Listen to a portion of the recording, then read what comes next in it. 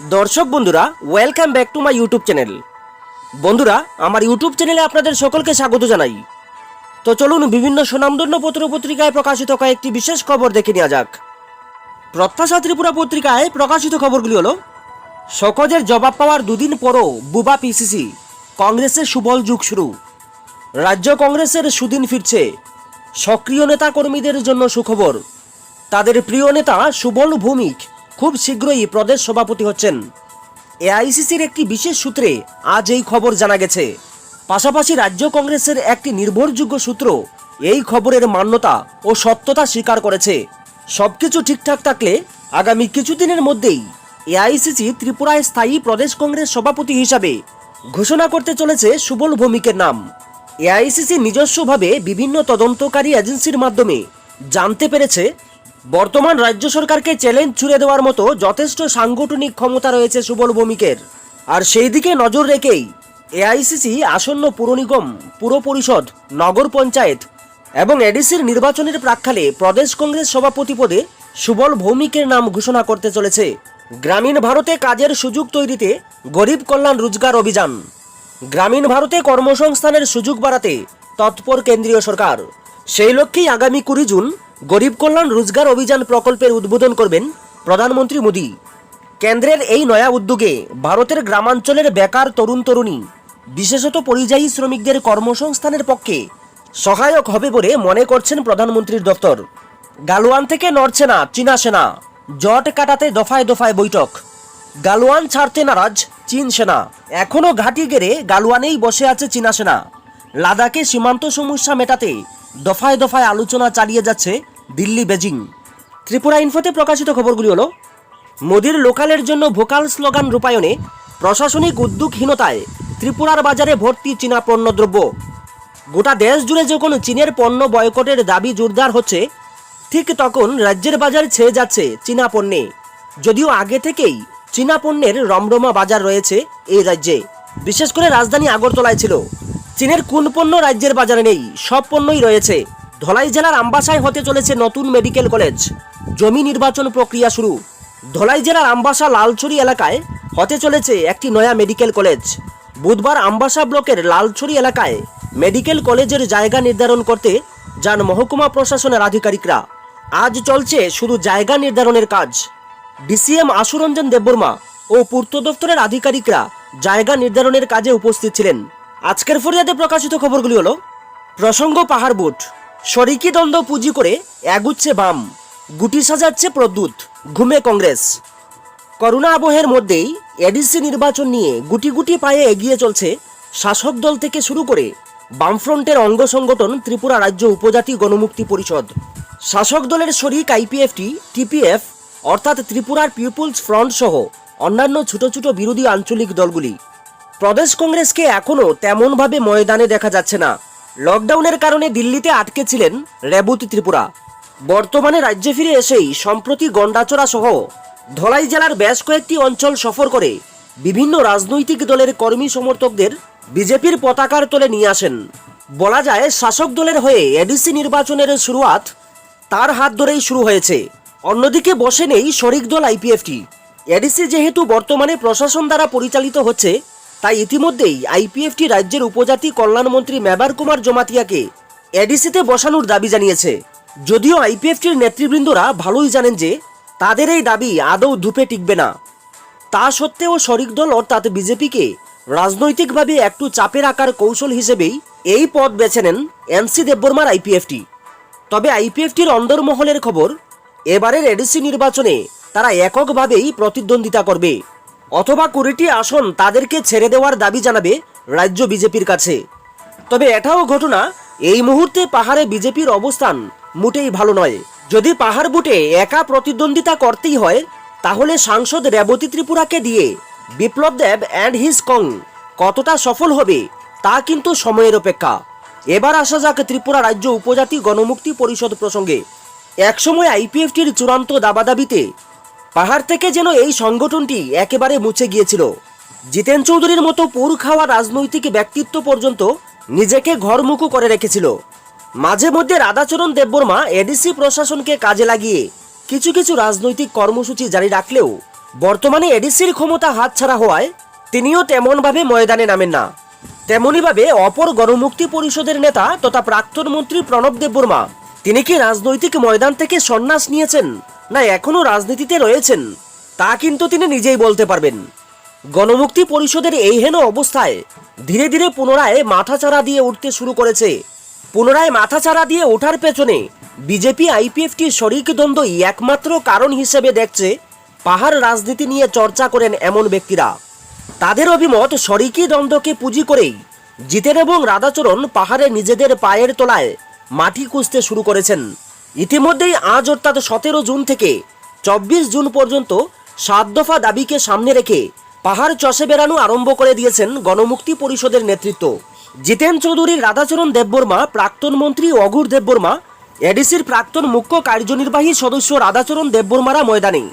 যদিও এই 7 দফা দাবিকে সামনে রেখে তাদের যে কর্মসূচি, তার আগে থেকে কাঞ্চনপুর, পানিসাগর, কুমারঘাট এবং সোনামুড়া সহ বেশ কয়েকটি বিধানসভা কেন্দ্র সফর করেছেন রাধাচরণ দেববর্মা।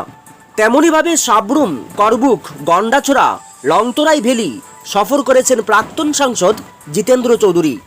অমরপুর, উদয়পুর সহ আরও বেশ কিছু এলাকা সফর করেছেন প্রাক্তন মন্ত্রী নরেশ জমাতিয়া। তেমনিভাবে তেলিয়ামুড়া এবং খোয়াইয়ের বিস্তীর্ণ এলাকা ঘুরে বেড়াচ্ছেন অঘুর এবং রঞ্জিত দেববর্মারা। ফলে পাহাড় বুট নিয়ে তারাও নীরবে ময়দান চষে বেড়ানো শুরু করে দিয়েছেন। অন্যদিকে পাতালকন্যা জমাতিয়াকে সামনে রেখে দাবার গুটি চালিয়ে যাচ্ছেন মহারাজা প্রদ্যুৎ কিশোর দেববর্মা। এনআরসি, সিএবি ইত্যাদি ইস্যুতে উপজাতি ভাবাবেগকে কাজে লাগিয়ে পর্দার পেছনে থেকে ময়দানে রয়েছেন প্রদ্যুৎ কিশোর। কয়েকদিন আগে টিপিএফ অর্থাৎ ত্রিপুরা পিপলস ফ্রন্টের ব্যানারে পাতালকন্যা জমাতিয়া জাতীয় সড়ক অবরোধ করে নিজেদের অস্তিত্বের জানান দিয়েছেন। যদিও নিন্দুকেরা বলছেন এর পেছনেও নাকি মহারাজা প্রদ্যুতের হাত রয়েছে। যাই হোক, আগামীর পাহাড় বুটে মহারাজা প্রদ্যুৎ যে ফ্যাক্টর হবে তা কিন্তু আগাম বলতে শুরু করেছে পাহাড় রাজনীতির বিশেষজ্ঞরা। বিজেপি ঘনিষ্ঠতা চাইছেন পলিট ব্যুরো নেতা মানিক। অর্থনীতির ক্ষেত্রে দিশা দেখাতে এবার নতুন করে বিজেপির সান্নিধ্য পেতে চান সিপিএম পলিট ব্যুরো সদস্য মানিক সরকার। সাম্প্রতিককালে মানিক সরকারের অনেক কথাবার্তা সন্দেহের সৃষ্টি করেছে। অভিযোগ, মানিক সরকার বিজেপি সরকারের বিরুদ্ধে গিয়ে কোনো কথা বলছেন না। সম্প্রতি বিভিন্ন কর্মসূচিতে অংশগ্রহণ করে তিনি বিজেপির পক্ষে সওয়াল করছেন। এবার অর্থনৈতিকভাবে বিজেপি কিভাবে দাঁড়াতে পারে তার পদ্ধতি তুলে ধরলেন তিনি। মানিক সরকার বলেন, বর্তমান বিজেপি সরকার অর্থনৈতিকভাবে সংকটে পড়েছে। এই সময়ে বিজেপির পাশে দাঁড়ানো দরকার। বিভিন্ন সামাজিক মাধ্যমে মানিক সরকারের এই সব বক্তব্য প্রকাশ পেয়েছে। বিভিন্ন সময়ে যে ইন্টারভিউ দিয়ে থাকেন মানিক সরকার, এইসব ইন্টারভিউ এখন প্রকাশ হচ্ছে। সমালোচকরা বলছেন মানিক সরকারের বিজেপির প্রীতি বেড়েই চলেছে। একটি সংবাদ মাধ্যমে ইন্টারভিউ দিতে গিয়ে মানিক সরকার বলেছেন, বিজেপি এই সময়ের মধ্যে অর্থনৈতিকভাবে সংকটে পড়েছে সরকার পরিচালনার ক্ষেত্রে। তাই অর্থনৈতিকভাবে দেশকে বাঁচাতে নতুন করে টাকা চাপাতে হবে, অর্থাৎ নোট চাপানোর পরামর্শ দিলেন মানিক সরকার। 19 জুন থেকে রাজ্যে চালু হচ্ছে রেল পরিষেবা। সেন্দন পত্রিকায় প্রকাশিত খবরগুলি হলো, সিদ্ধান্তহীনতায় ভুগছে স্বাস্থ্য দপ্তর, অসহায় কর্মী, বিপন্ন পরিষেবা। বর্তমানে করোনা পরিস্থিতির ভয়াবহতাকে যেখানে দ্বিতীয় বিশ্বযুদ্ধের সঙ্গে তুলনা করা হচ্ছে, তখন এইরকম কঠিন ও স্পর্শকাতর সময়ে রাজ্যের স্বাস্থ্য দপ্তর কার্যত অভিভাবকহীনভাবেই চলছে।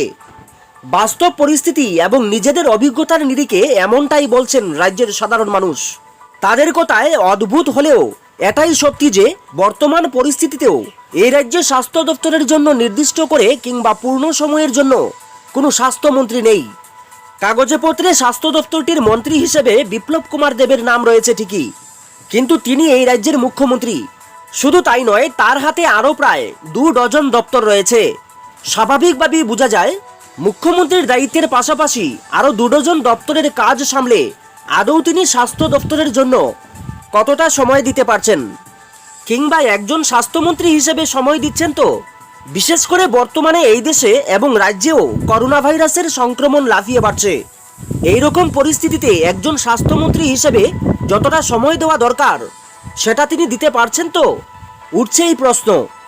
আর উত্তরও খুদ স্বাস্থ্য দপ্তর থেকে মিলছে একেবারেই না। অর্থাৎ বর্তমানে করোনা পরিস্থিতির মোকাবেলায় একজন স্বাস্থ্যমন্ত্রী হিসেবে তার যতটা সময় দেওয়ার কথা, সময়ে অসময়ে দিনরাত স্বাস্থ্য আধিকারিক বা স্বাস্থ্যকর্মীদের পাশে থাকার কথা, তা তিনি করতে পারছেন না। একজন স্বাস্থ্যমন্ত্রী হিসেবে বিপ্লব কুমার দেবকে পাচ্ছেন না সংবাদ জগতের লোকেরাও। আরও অদ্ভুত ঘটনা হলো, স্বাস্থ্য দপ্তরের আধিকারিক থেকে শুরু করে নানা স্তরের স্বাস্থ্যকর্মীদের হাত বেঁধে রেখে দিয়েছেন সাংবাদিকদের তথ্য দেওয়ার ক্ষেত্রে। এখানেই শেষ নয়, অনেক ক্ষেত্রেই প্রয়োজনের সময়ে স্বাস্থ্যমন্ত্রী হিসেবে তাকে কাছে না পাওয়ায় অনেক সময়ই বহু বিষয়ে তাৎক্ষণিক সিদ্ধান্ত নিতে পারছেন না স্বাস্থ্য আধিকারিক থেকে শুরু করে সংশ্লিষ্টরা। স্বাভাবিকভাবেই প্রত্যক্ষ এবং পরোক্ষভাবে ব্যাহত হচ্ছে স্বাস্থ্য পরিষেবার কাজ। নিয়োগে কোর্টের আদেশ পেয়েও লুকোচুরি খেলছে সরকার। দৈনিক সংবাদে প্রকাশিত খবরগুলি হলো, হুমকির অভিযোগ, শিক্ষকদের নিরাপত্তা চাইল 10,323। 10,323 চাকরিচ্যুত শিক্ষক শিক্ষিকাদের উপর শাসক দলের দুর্বৃত্ত বাহিনীর হামলা ও হুমকি প্রদর্শন অব্যাহত রয়েছে। এই অভিযোগ এনে পুলিশ প্রশাসনের দ্বারস্থ হল আমরা 10,323 শিক্ষক সংগঠন। এই সংগঠনের কনভেনার ডালিয়া দাস জানিয়েছেন, ইতিমধ্যে শিক্ষকদের নিরাপত্তার দাবিতে সংশ্লিষ্ট থানায় ডেপুটেশন দেওয়া হয়েছে। এমনকি পুলিশ কর্তৃপক্ষের তরফেও উপযুক্ত পদক্ষেপের আশ্বাস প্রদান করা হয়। কিন্তু এরপর চাকরিচ্যুত শিক্ষক শিক্ষিকাদের একাংশ এলাকায় হুমকি প্রদর্শন অব্যাহত আছে। ফলে এখন পুলিশ সুপারের কাছে স্মারকলিপি প্রদান করা হবে, কারণ শিক্ষকদের সাথে এটা ঠিক হচ্ছে না। 31শে মার্চ থেকে 10,323 শিক্ষক শিক্ষিকারা চাকরিচ্যুত এবং আর্থিকভাবে বঞ্চিত, কারণ এখন তাদের ন্যূনতম আয় উপার্জন নেই। ফলে লকডাউন পরিস্থিতিতে শিক্ষক শিক্ষিকাদের পরিবারগুলি বিপাকে পড়েছে। এর জন্যই প্রতিশ্রুতি মোতাবেক অবিলম্বে বিকল্প কর্মসংস্থান কিংবা চাকরির দাবিতে শিক্ষকরা নীরব প্রতিবাদ আন্দোলন করছেন।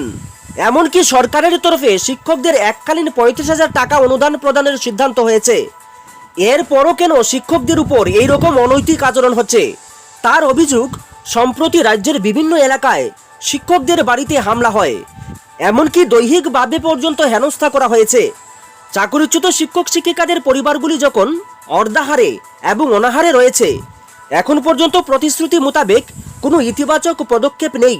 ফলে এই পরিবারগুলির জীবন জীবিকা আজ বিপন্ন। ঠিক সময়ে আবার দুর্বৃত্ত বাহিনীর হামলা চলছে। এমনকি সম্প্রতি একজন শিক্ষককে গ্রেফতার পর্যন্ত করা হয়েছে। এভাবেই রাজ্যে চাকরির দাবি করার মৌলিক অধিকার এবং ব্যক্তি স্বাধীনতার হরণ হচ্ছে, যা সম্পূর্ণ অগণতান্ত্রিক বলে অভিযোগ করেছে আমরা 10,323।